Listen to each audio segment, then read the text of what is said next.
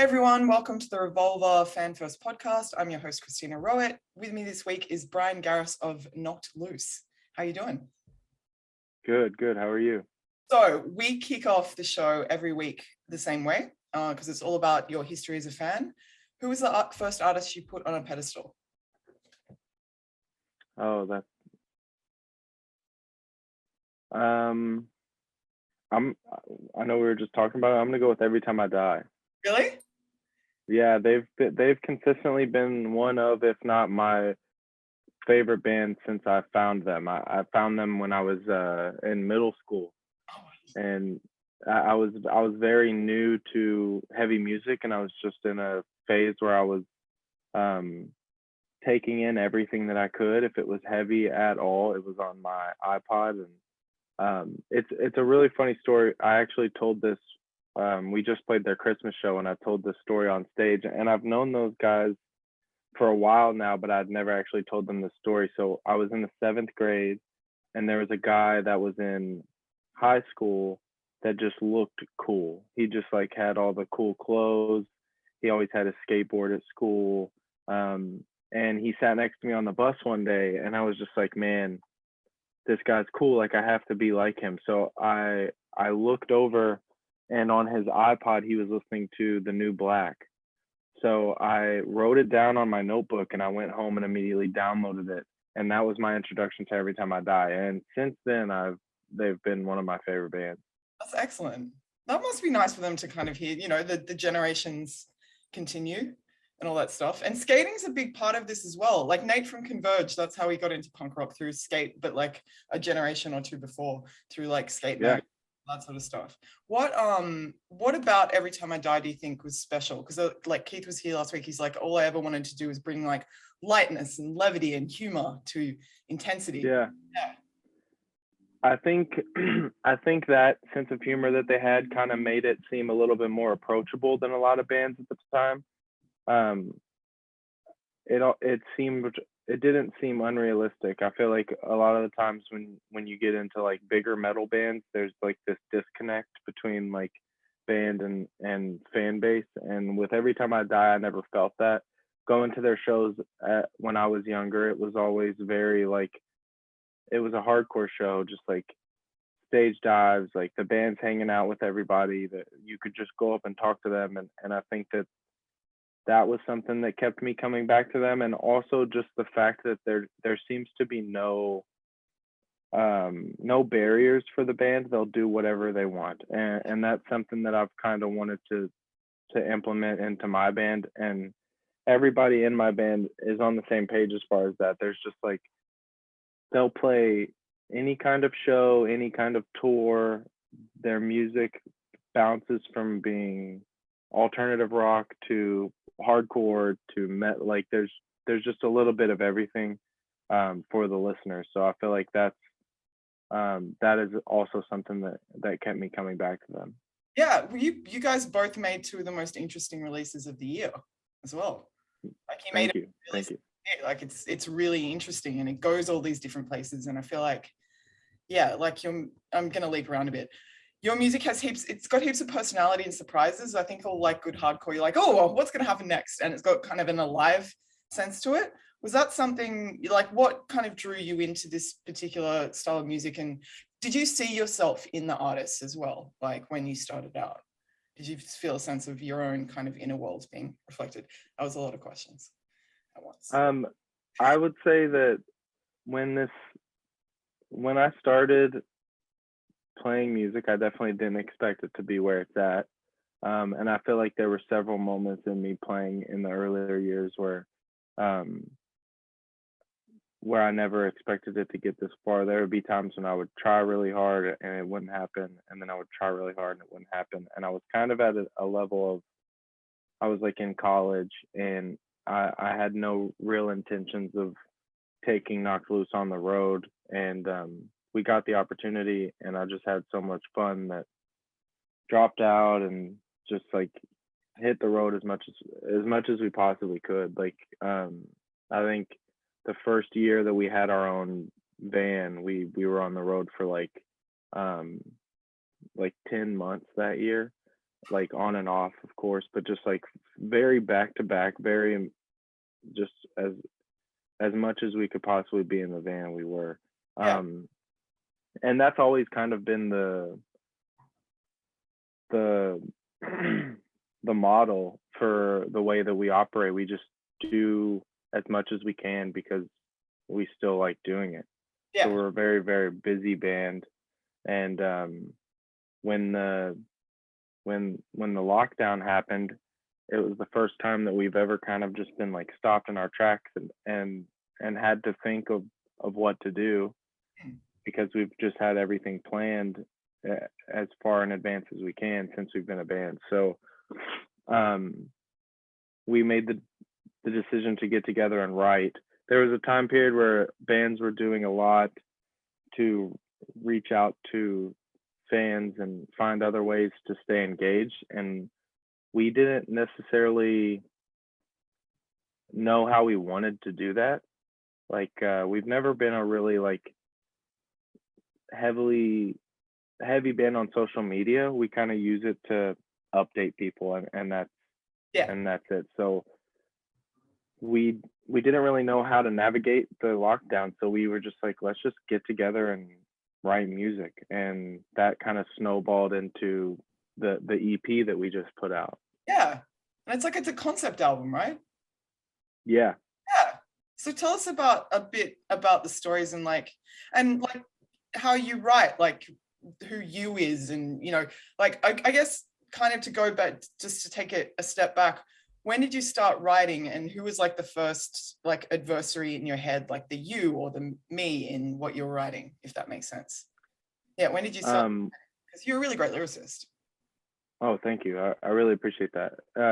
When did I start writing in general, or when did I start writing for this coming EP? up to this EP? Yeah, coming up, but like how it kind of came out on this particular release, if that makes sense. Okay, so I originally wanted to be a guitar player, and I just didn't really have the patience for it, I guess.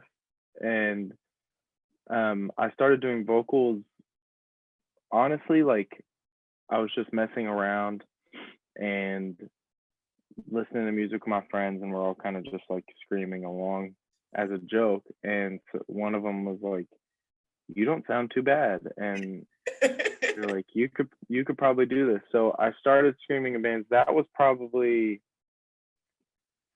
2008. Yeah. And but I didn't write my own lyrics. I was too like self-conscious, and also just didn't think that I had enough to talk about. I mean, I was a kid. So for the first several bands that I was in, I never wrote my own lyrics. It was just like somebody else in the band. I would be like, hey, if anybody wants to write something to this, like so Knocked Loose was the first time that I had ever taken on writing for myself. And I think that if you listen to our earlier material, you can kind of hear, not that I'm like embarrassed by it, but you can definitely hear that I've grown a lot as a writer since Knocked Loose has started. And I kind of like that, because I like being able to look back and be like, wow, this is where I was, like as a person at this point in my life when those early songs were written. Because some of the first Knocked Loose songs were written before Knocked Loose. It was just my first attempt at writing, and that's kind of snowballed into me taking it as serious as I do now. And it is something that I take very serious, and something that I'm really proud of. And it's always really rewarding to find the people that are down to dig a little bit deeper into our music and comb through the lyrics, because I know that a lot of people don't necessarily consume heavy music that way. Like some people just like to listen to it, and that's fine. But the people that are down to like dive into the lyrical side of things, I'm always very appreciative, because it's something that I take very, very serious. Yeah. And especially with this EP, because that was just something that was so far out of my comfort zone lyrically. It was a huge challenge for me to write in that like that kind of format. But I think that I'm really happy with how it came out. Yeah. How would you describe the story of it? Like if you were describing it to an alien who had just landed on Earth, how would you describe what you're talking about? So the EP is a concept EP, and it tells a story of two characters that get into a car accident, and one of them passes away in the very first song, and then the rest of the EP is kind of following the other character as he like spirals into guilt and depression and the trauma that kind of comes with something, with losing somebody extremely close to you. Did you do you pull some of that from your own experiences of mortality and going through that sort of stuff? Yes, I definitely ended up pulling a lot of like real emotion into this story, which is something that I didn't really intend to do. When we set out to do this, I knew that I was writing a story, and I knew that I had never written a story before, so I was pretty intimidated at first. Yeah, dude. I was like, how am I going to make this feel real? And I found out throughout the process that in order to make it feel real, it just kind of had to be. So Yeah. it's very much a story that I made up, but it's feelings that I can relate to and things that I've dealt with in the past, just put in the perspective of someone else. Yeah, well, I love all the visceral stuff, like the moss and clay and all those kind of things that are so you can like feel them as well. Like that sounds really nuts, but you know what I mean? Like it's real visual. Yeah. It's got that kind of depth to it. Did you when did you kind of feel music that you kind of felt like they'd expressed stuff that you couldn't express when you were a kid, like getting into hardcore and stuff, like places you've like other artists that you've reflected on here? Yeah, like how do you feel your feelings through someone else, because people will be feeling their feelings through your stuff. Yeah, I think that sometimes, I think that sometimes music has the ability to kind of tell you how you feel. Like you kind of you may not know it or realize it, but you might hear what somebody else is going through, and you're like, yeah, I kind of agree. And I think that in heavy music, I found that to be extremely relatable at a young age, just because of the aggression behind it and the just how personal a lot of people decide to make their lyrics. That's something that I've always been really. That's something I've always admired, is when a vocalist can be just like 100% honest. I think that that's a really hard thing to do, and I think that even personally I've dealt with that in the past, where I've talked about things in lyrics that I wasn't necessarily ready to talk about in conversation. So then I've done interviews and people bring stuff up, and I'm like, man, I didn't know if I was ready to like share that side of me. And I think that over the years I've kind of learned how to navigate those conversations without giving away the parts of me that I don't want to give away, but it's still like writing allows me to talk about those things and to kind of like to put them out in front of me and get them off my chest. And I think that I've always related to that when it comes to other writers. Yeah, are there any particular writers in particular that you're kind of like they're the ones that kind of set the benchmark for you? Definitely Keith from Every Time I Die. He's like obviously an amazing writer. I would have to think. I would say Pat Flynn from Have Heart. He's an amazing writer as well.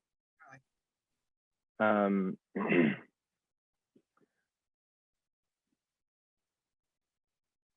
don't know. I would have to really think about it, I think. Yeah. Is like what have been what like were some musical storylines that you really connected with when you first started listening to this music, and what do you think it was about hardcore that made you feel at home? I think that the shows made me feel at home, like going and having that like sense of community. And where I'm from, I'm from Kentucky, which is a small place when it comes to hardcore music. And I learned really early on that it was kind of like a all or nothing kind of atmosphere, whereas like everybody that goes participates, everybody has their role that they play, Yeah. and it allows this thing to exist. And without everybody pitching in, it wouldn't exist. So I liked the DIY part of it, and I liked the community around it. I liked that when I was growing up, going to shows, like the hardcore scene was so small that you couldn't really afford for anybody to have that like cool guy attitude. Everybody was just very accepting instead. And I remember going to shows early on, and like the older people coming up to me and telling me like they like my shirt, and they're like, I'm going to use Every Time I Die as an example again. So say I'm wearing an Every Time I Die shirt. They're like, oh, I like your shirt. If you like them, you should check out Converge. Yeah. And check. And they would give me all these recommendations. And I'm really proud to come from a place like that, because I know there's a lot of hardcore scenes that aren't as nice. But I would still say that Louisville is still very much that. Like, it's very like inclusive and hardworking, and we just had to work a little bit harder for what we have.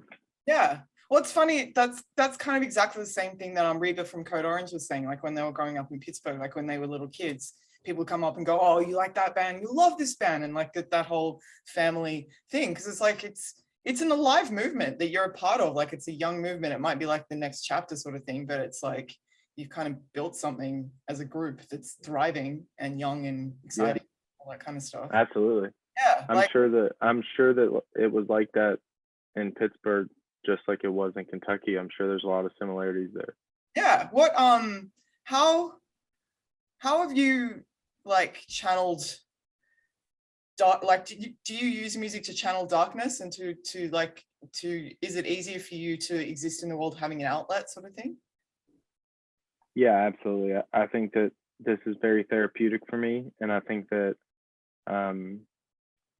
without it, I'd probably be a crazy person, because I mean, there's things that I will have like buried that I just never talked about that'll just naturally come up through writing, and it always, like I said, feels very therapeutic to kind of get it out. And there's like different phases for me. Like I'll write the song, and that will be like a huge release for me, but then we'll perform the song, and that'll be like a whole other kind of release for me.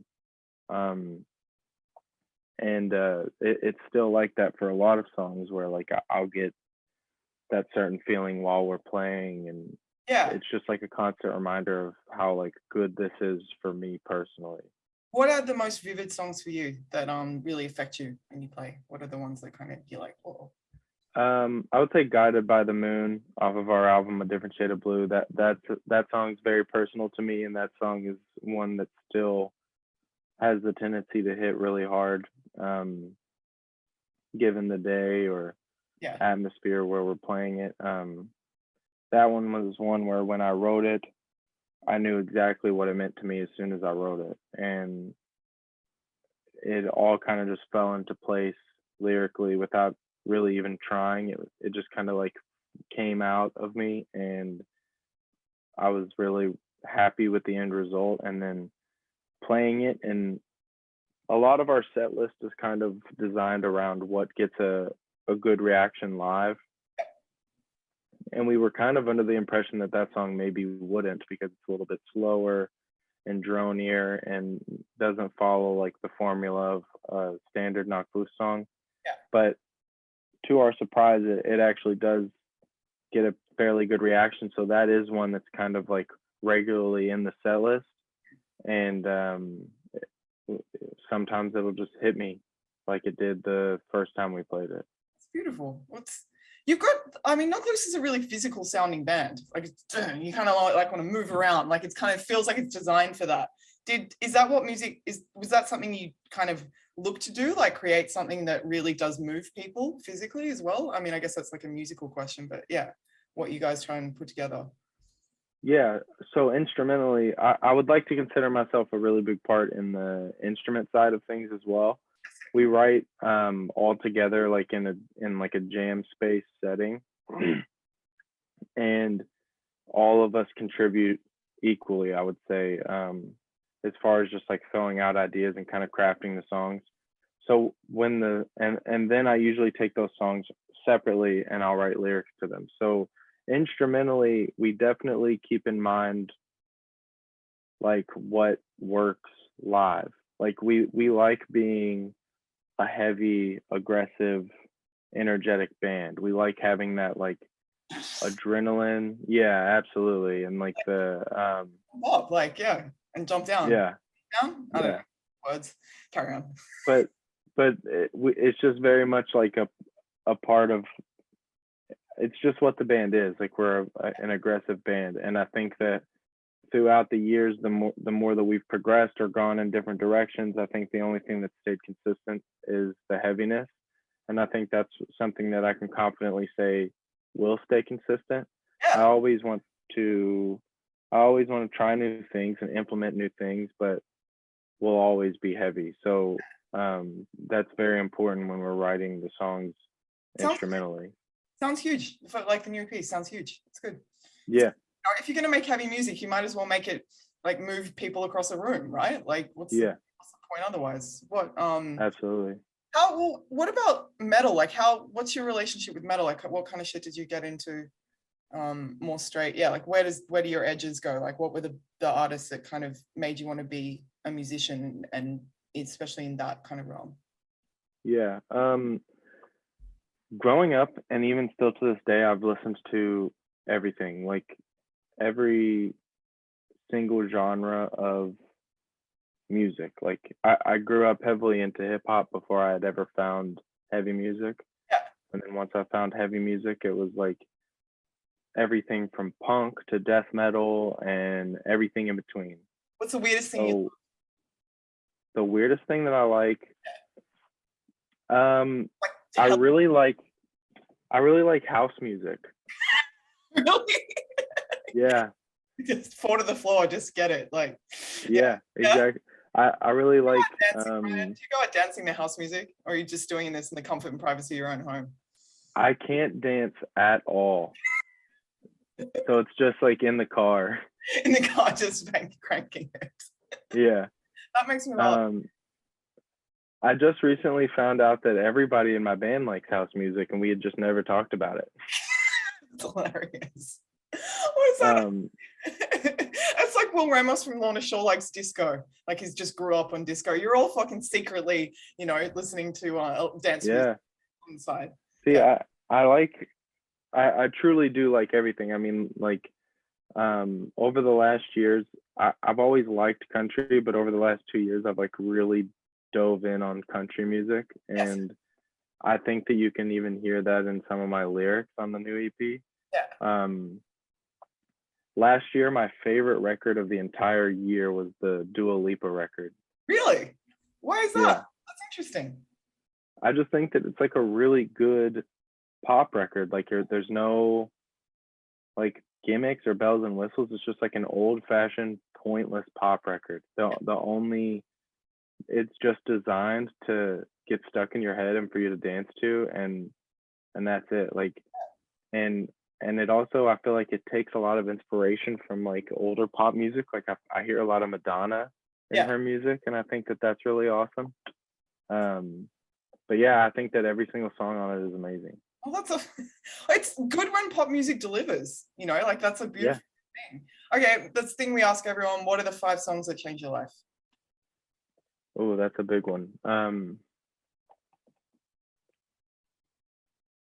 dun, dun. That's your thinking music. Dun, dun, dun. I'm gonna say 5 songs that changed my life. That's crazy. It's hard, eh? I just drop it on people. It's cruel. It's just, I'm gonna say "Long Day" by Matchbox 20. That's my favorite band of all time. Really?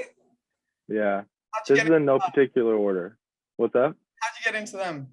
Do you have so my dad loves Matchbox 20. And when I was a kid, my dad traveled a lot for work. So up until I have two younger brothers. Up until my youngest brother was born, my dad traveled full time. Oh, whoa. And then once he had my second brother, he was like, I should probably get something a little bit more stationary. So like growing up, he would be gone for a month and then he'd come back for a week and then he'd be gone for a month. And it was like his favorite band. So I just have a lot of memories of picking him up from the airport and then he would have the new CD with him. He'd put it in and listen to. So it kind of turned into like my whole family. Like I don't know if my brothers would consider it their favorite band, but it's definitely in their top. Like my whole family just likes it because it's very nostalgic. Yeah. But for me, like it just stuck, and it's definitely like I've always said that they're my favorite band. Yeah. So I'm gonna go Long Day by them. I'm gonna do the New Black by Every Time I Die because that was the first song I heard by them. I'm gonna do Ready to Die by Biggie because I think it's one of the best hip hop songs ever made. Especially as a lyricist, you know, that guy's whole thing. That guy's whole thing. Oh yeah, I mean, he's one of the best storytellers in music. So I'm gonna do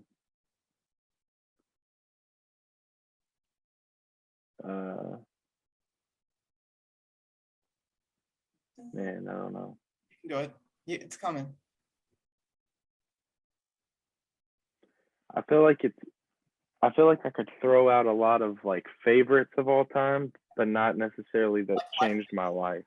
Yeah. Yeah. Well, you can go wherever you want to go with it. I'm gonna say some of my favorite songs ever made. Yeah, go on. Long Day by Matchbox 20, New Black by Every Time I Die, Ready to Die by Biggie, Blue by Leanne Rimes, and Really? Oh, this is the Kentucky thing, right? Like this is just it's in your blood.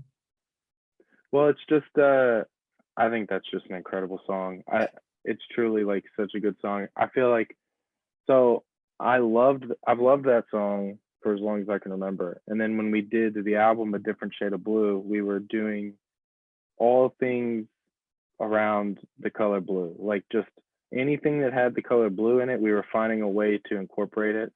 So the whole year of touring off of A Different Shade of Blue, before we would play, all the lights would dim and we would play Blue by Leanne Rimes in its entirety. Awesome. Just it would kind of let us know backstage like you've got 2 minutes until you're supposed to play, and it would let the crowd know that like it was about to start. And this is about to and get it's real. Funny. Yeah, and it's funny because I've seen a lot of bands do, like we toured with Beartooth and they did I think they did We Will Rock You. Yeah. And that gets the crowd pumped, you know, because everybody in the crowd is singing it. But I kind of liked doing something the opposite of what you're about to get, because like the juxtaposition of like totally everybody kind of just sitting there arms crossed listening to country music, like when is this going to start, and then we come out and go crazy. I think that it really helps with like the initial impact of the set. Sure. But I mean, so I listened to it before every set for an entire year and I'm still just not sick of it. Yeah, that's pretty good. That's a good sign. I think, is there one more to go? There's one more to go. And then I'll do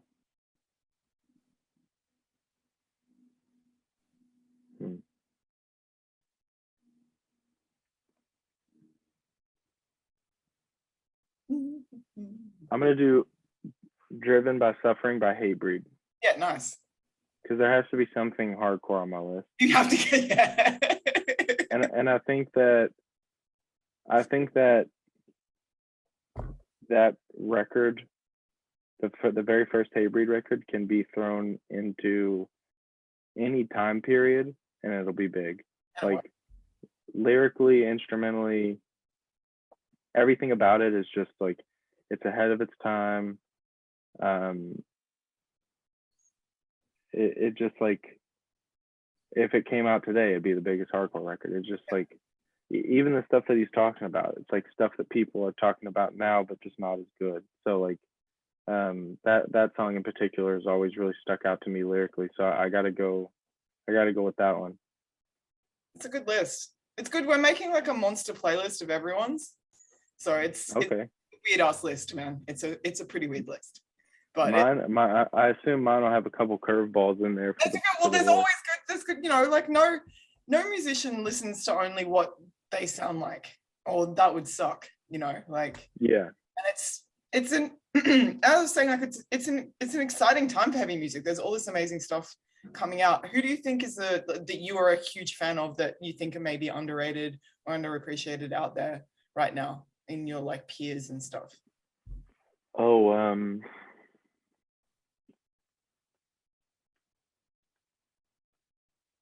I'm gonna say Kubla Khan. Yeah. They're on the tour that we just announced for the spring. Next spring we're going on tour. It's us, Movements, Kubla Khan, and Koyo. Nice. I think Kubla Khan is a band that has always been good, but they've just been going at it for a very, very long time, and they've only gotten better. And I feel like every time I see them, it's a bigger response, but it's like never as big as it should be. Like I feel like when I watch that band, I'm like, this structurally it should be huge. Like everybody in the world should be obsessed with this. It's like it gets stuck in my head every single time I see them. They're very hardworking. They kind of like ride that line of being able to do things on both sides of the spectrum when it comes to hardcore and metal. Yeah. I just think that they're like a very genuine band, and it's been awesome to see them grow the way that they have, but I'm just excited to see them finally pop one day, because I think it's coming. Awesome. Yeah, what's it like kind of, I mean, yeah, the way heavy metal and hardcore interact, what's it like kind of finding new ways to do that? Like, is it a fun like palette to play with? Like, where do we go here? I don't know if that's a ridiculous question, but yeah. No, that's not ridiculous at all. It's been we've kind of done it. I feel like you see a lot of bands do it one way or the other. Like you'll see a hardcore band that only wants to stay on the hardcore side of things, and then they reach the ceiling and then they try to dip into metal. Yes. But since the beginning, we've just I really think that it stems from where we come from, and like I said, there was just no like cool guy attitudes. So I think that when we very first started touring, we would do a tour that was a hardcore tour, and then we would do a metal tour, and then we would do a pop punk tour, and then we would play rap shows. We would do. What was that like? It's fun. I mean, at the end of the day, people just want to have fun, and a lot of people that go to rap shows, I feel like they're looking for that energetic environment, and they're also looking for what's cool, like what's underground, because a lot of rap is mainstream, so they get introduced to this music from the mainstream, and then while they're there, they want to find out what's next. So putting us on a rap show, it's always worked extremely well, because they just want to have fun. Yeah. And in a lot of instances, the rap shows that we've been lucky enough to play, they've the crowds have been similar, like push pits, jumping up and down, crowd surfing, like it's the same thing. Yeah, that's a thing, eh? Like that's yeah. how it is now. Like there's moshing, and yeah, I mean, I guess it's safer to do it at a hardcore show than you know, yeah, like I don't know, pit etiquette and stuff. There's a bit more of it. Yeah, absolutely. It's interesting. Yeah, like the kind of that sense of community, like it, you know, and sharing stories, like there's heaps in common with like what the fundamental principles are of like hip hop and of hardcore, like what it's meant about, sort of thing. Yeah. What do you think? Absolutely. Yeah. What do you want your music to be about the most? Like, what do you want to bring to the world the most? What's the most important part of what you do? I will always use this as my personal outlet, and I will always be honest in that. I'll always like bring honesty to it and vulnerability. I think that that's very important for me personally, but I also feel like there might be someone that's young, like I was, that kind of needs that as well. Yeah, totally. And I always have to say first and foremost that I'm definitely doing this like for myself so that I can get these things off my chest. But um, in the process, if it plays that role for someone else, like I'm always extremely grateful for that. Yeah. So I'll just continue to be myself and like honest, and that's all I really can do. But I see a lot of people take advantage of that, Yeah. and I see a lot of people write what they think they're supposed to write instead of what they should write, or like carry themselves how they think they're supposed to carry themselves. And Yeah. I think that can be really damaging when it comes to something as sensitive as like writing about mental health. Yeah. So I think it's really important to just remain honest. So you think someone's actually like there is like do you think there's a sense of there is a way you're meant to be, like in that sense? Because that's quite yeah, how do you think people feel like they're meant to be? You mean I feel like sometimes people hop on the trend of like writing deeper heavy music. I think for a while there it was kind of like a trend to be it was like a trend to be like depressed, and you would see that in a lot of bands popping up, and I think that can be very misleading to a younger audience, yeah, that's interesting. or someone that's kind of looking for that voice. If they stumble across someone that's doing it for the wrong reasons, I think that you can see through that stuff. Yeah. And that's kind of a pretty like dastardly thing to do to people, to like like mess with that, because this is like, you know, this is like a spiritual thing, like people get their feelings out through that. Yeah, what do you want to write about next? You just made a thing, but you know. I don't know. I think that I could never really answer that, because every time I'm very much in a zone where I'm a part of the instruments. So until the instruments are done, I don't even think about lyrics. And then even with lyrics, I never say, "Oh, I'm gonna write about this," and then I sit down and write about that. I never do that. I kind of just like let whatever happens happen, and I think that that's why things have always organically been my most like the most honest version of myself, because I'm not censoring myself or limiting myself. The only time that I've ever sat down with like a prompt in front of me was this last EP, but even then I kind of like broke outside of the barriers and found ways to pull myself into the story. So yeah, I don't know. What's the song that you cheer yourself up with? What's the song that, like, if you want to feel like pumped, what's your like go-to? Oh, I think that would probably change often, like whatever I'm currently obsessed with. So right now I'd have to go with house music. Yeah. Something just put on a playlist. I'm sure it'll get me pumped. Yeah. Well, that's a beautiful thing. It's good. I look, you know, what I like, it's the balance, right? It's the balance of the universe. Put out all the heavy stuff, bring all that in. Okay, last question. What's your first ever show? The first show I ever went to was Suicide Silence Oh wow. at Headliners Music Hall. I think it was in 2007. So and it that definitely changed my life. I mean, that was my first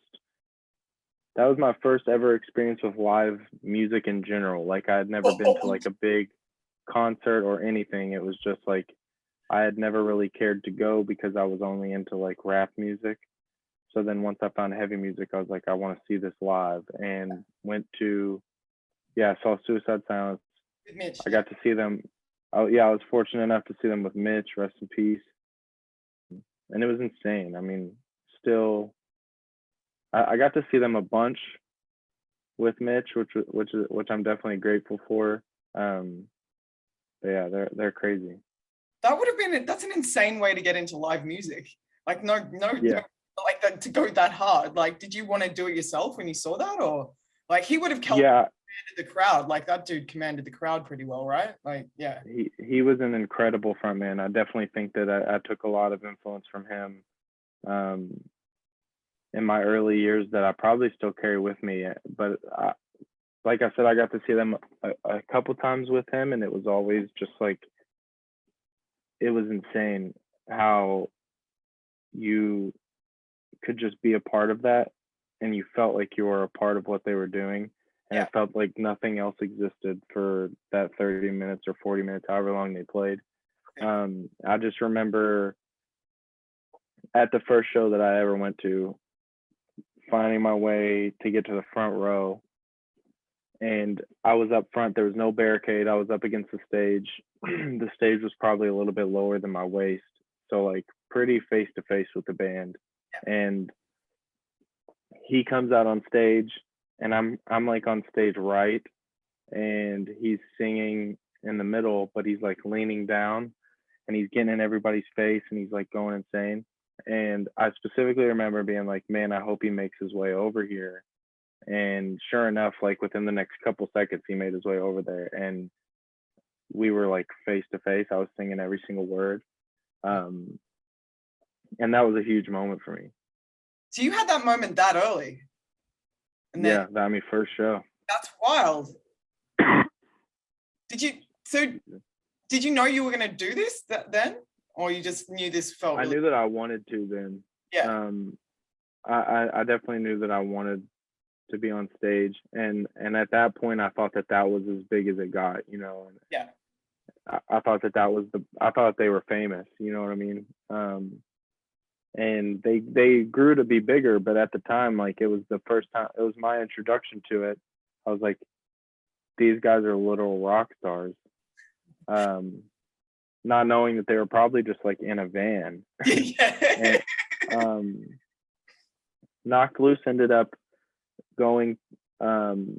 That venue doesn't really do hardcore and metal shows anymore here in Louisville, but Knocked Loose actually had our album released there for A Different Shade of Blue.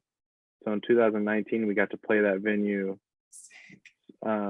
sold out, and it was the first time that Knocked Loose had played there, so that was also a big moment for me. Like I hadn't been in that room in over 10 years, Whoa. so we got there early and there was nobody there, and I just kind of looked around and was like, wow, this is insane that we're back here.